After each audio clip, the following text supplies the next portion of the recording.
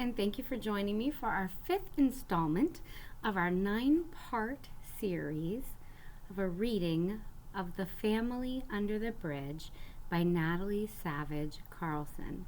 My name is Miss April, and I'm the youth librarian at Janaden Hutton Public Library. Today we will be reading Chapter 5. Let's begin. Armand scowled ferociously as he pushed his buggy along the river. He walked through another bridge tunnel.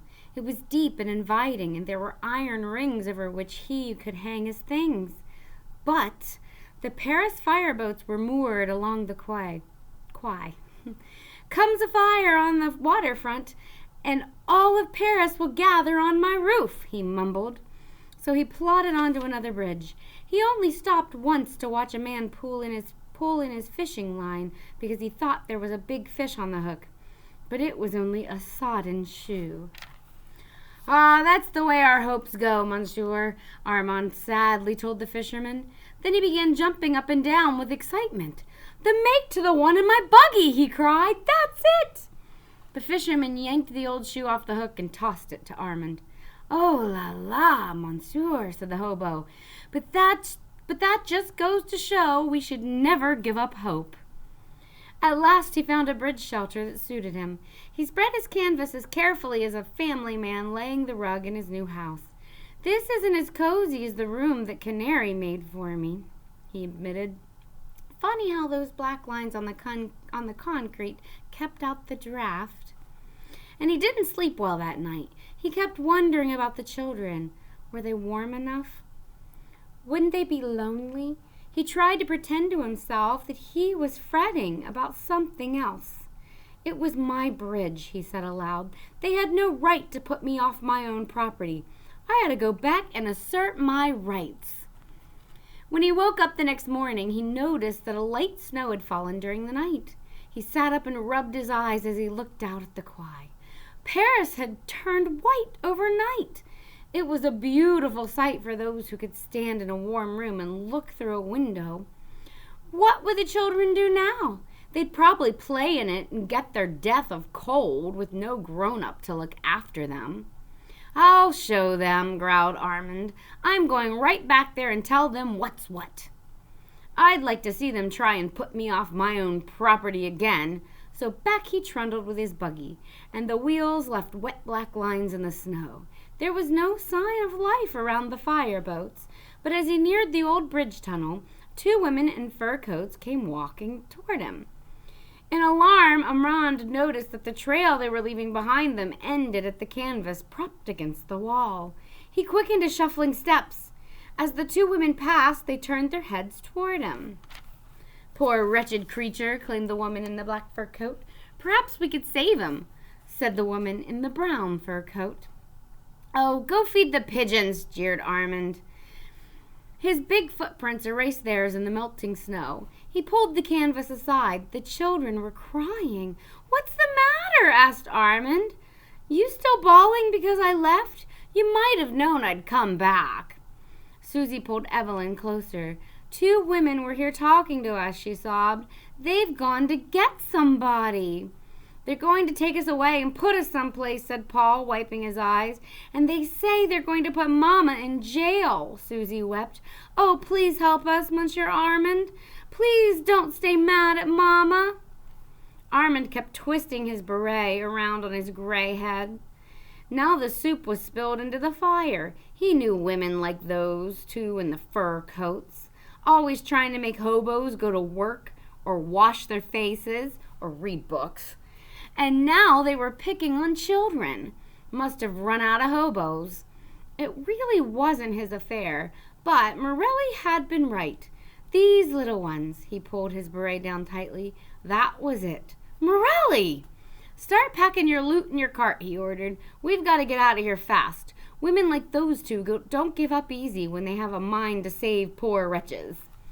He helped the children gather together the few pans and fold the blankets. He pulled down the canvas and covered the cart with it. "But where will we go?" asked Susie. "Mama won't know where we are," cried Paul. "We can't leave Mama. She's the most of our family." "I'll come back and tell your Mama where you are," said Armand. "I've just got the right nest for you." He had to help them get their market cart up the steps. Then, because Evelyn's feet were so cold, he sat her and his buggy on top of his possessions. He pushed her down the street and across the bridges. Susie and Paul followed, pushing the cart. "If I were a big man," said Paul, "I wouldn't let those women be so bossy." "Where are we going?" asked Susie as they came to the Rue de Rivoli. "To get Father Christmas to help us." Armand looked back. "You don't need Father Christmas to help you," he said. "You've got me. Besides, he's too busy. It's only 4 days until Christmas." "Will you tell him we've left the bridge?" asked Susie anxiously, "just in case he does find a way to bring us a house?" "Now, don't you worry," said Armand. "Leave everything to me." Instead of leading them down the Rue de Rivoli, he waited for the automobiles to stop. He motioned the children to come alongside him with their push cart. They crossed the street abreast, and just as they reached the curb, a taxicab splashed them with dirty slush. But they kept on, single file again. Ahead of them loomed a giant shed. It was as big as a railroad station and as black and noisy. "The Halls," Armand called back to them. "That's the big central market where all the food comes into Paris." The children quickened their steps at the word food. "I'm hungry," said Paul. "Well, you needn't get hungry at the Halls," replied the hobo. "They sell most of the stuff wholesale. But a fellow like me can sometimes wangle some food there. I'll try my luck." They saw that whole streets were covered by black sheds. Now they had to pick their way carefully. The sidewalks were cluttered with crates and baskets. The pavement was slimy with torn red, white, and blue papers. They kept bumping into things because they were so busy goggling at the sights. Boxes of fruit and vegetables made the walls around them. There were long alleys with endless rows of beef, sheep, and hog carcasses hanging on hooks. Men went by carrying great baskets filled with hocks and pigs' feet and calves' heads. A man was lifting an immense box. He wore an outlandish hat which made him look like a carnival figure. "Who is he?" asked Susie, pointing. "Why does he wear that funny hat?" "He's one of the strong ones," answered Armand. "He's mighty proud of that hat because wearing it means he can carry 440 pounds at one time." "Can you?" asked Paul. Armand shuddered. "Ooh la la. I've never know," he declared. They hurried past trucks back to the curb and lines of desks where buyers and sellers did their business. As they came out into the street behind the Halls, Armand met many old friends. Ragged men and women were picking through the old vegetables and fruit thrown into the gutter. "Hello, Charlotte," he waved to a bleary-eyed man with his clothing held together by safety pins. "Good morning, Marguerite," he greeted a woman dressed in men's clothes. "Found any diamonds in the trash cans?" Then he bumped into a 6-wheeled metal cart pushed by a man with a tall hat and baggy pants.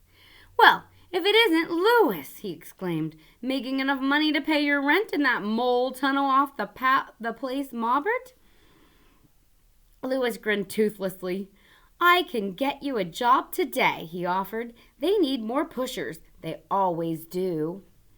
Armand started away. "I'm pushing," he said, "and you can see I've got my own pushers with me. So long." The children hated to leave.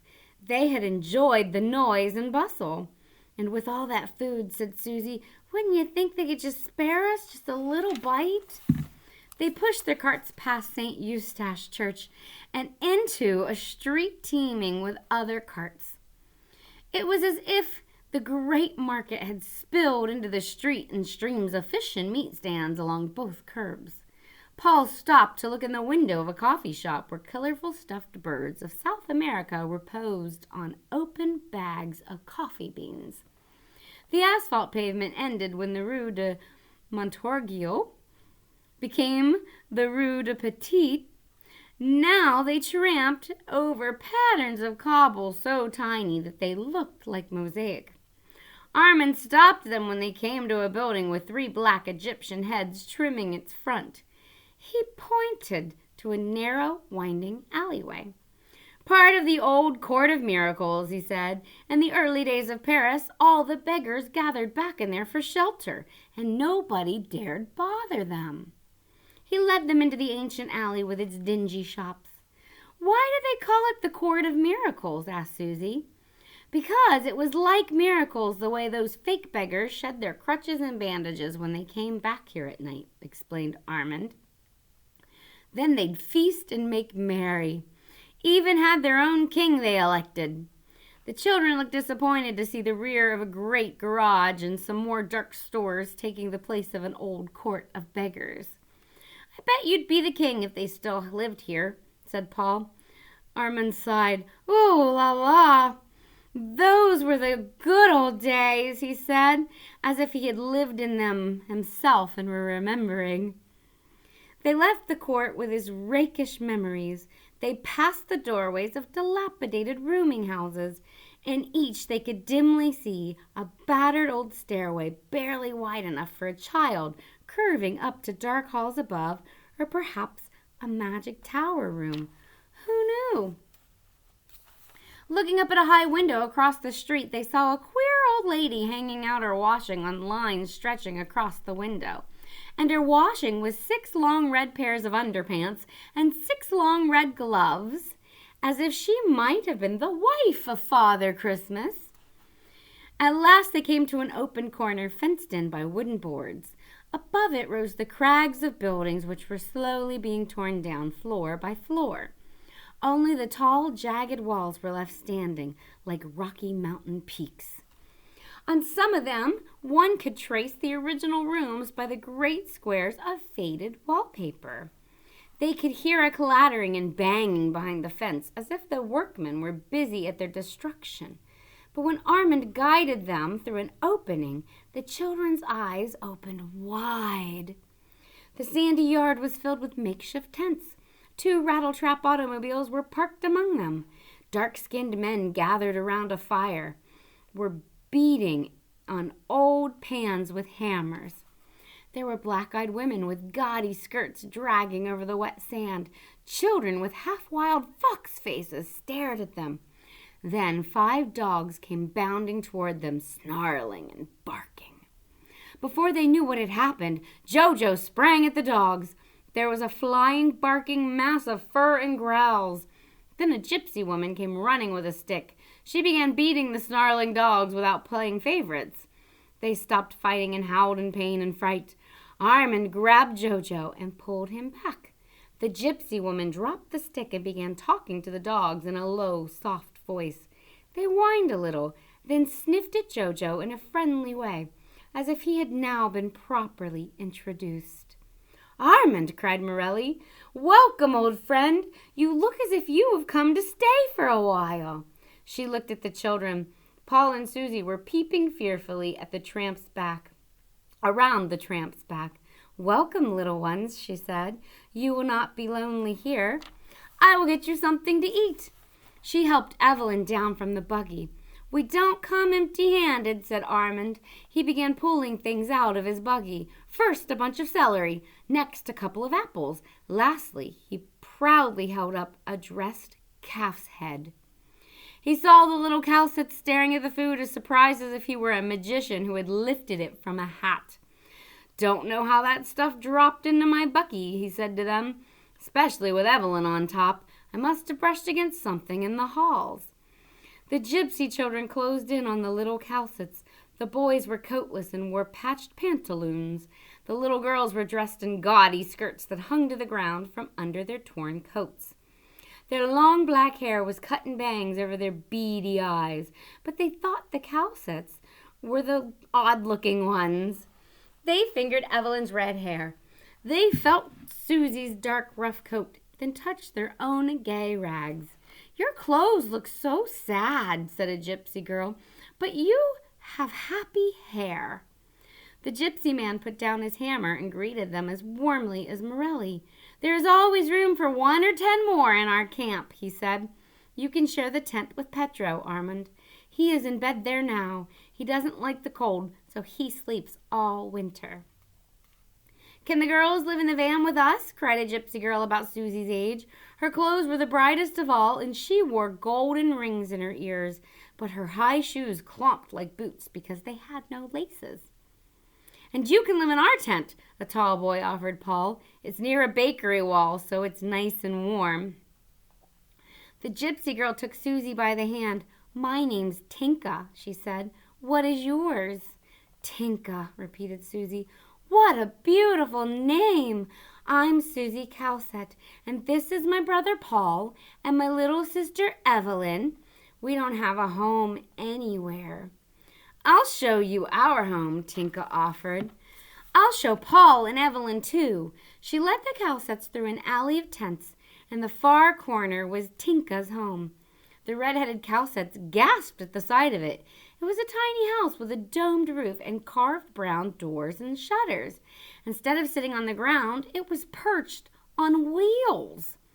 "A gypsy house on wheels," said Paul. "Now that's the kind of home I'd like to have."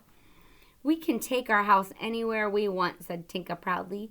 "We just hook it to the back of Uncle Nicky's automobile." Susie's eyes began to burn like blue flames. She squeezed Paul's arm. "Father Christmas, little donkey could bring us this house on wheels. He could pull it." "Let's tell Mr. Armand," said Paul. "Then he can tell Father Christmas what we've decided." That is the end of our chapter. That is the end of chapter 5. Thank you for joining me today. I hope you will continue with chapter 6. See you soon.